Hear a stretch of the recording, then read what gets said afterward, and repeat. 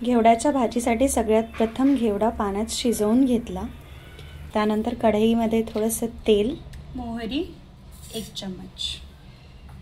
गरम तेलात मोहरी थोडीशी तडतडली की थोड्या वेळाने त्यामध्ये कांदा,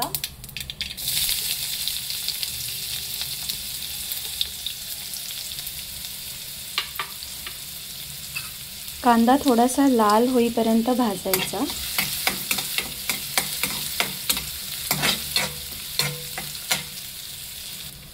आणि आता त्यामध्ये थोडेसे जिरे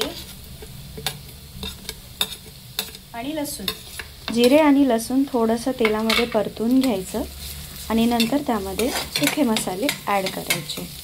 याला हलकासा रंग येईपर्यंत भाजू द्यायचं।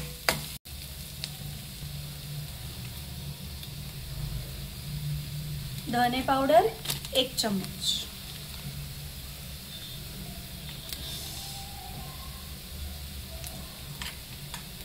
जीरा पावडर,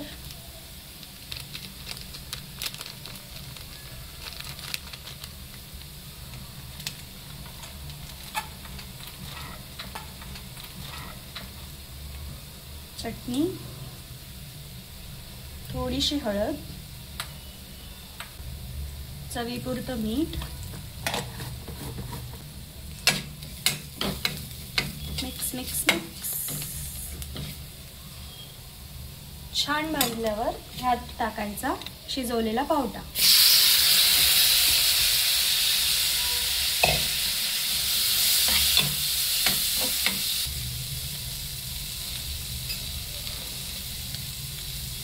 त्यानंतर 2 चमचे शेंगदाण्याचा कूट, 2 किंवा 3 चमचे।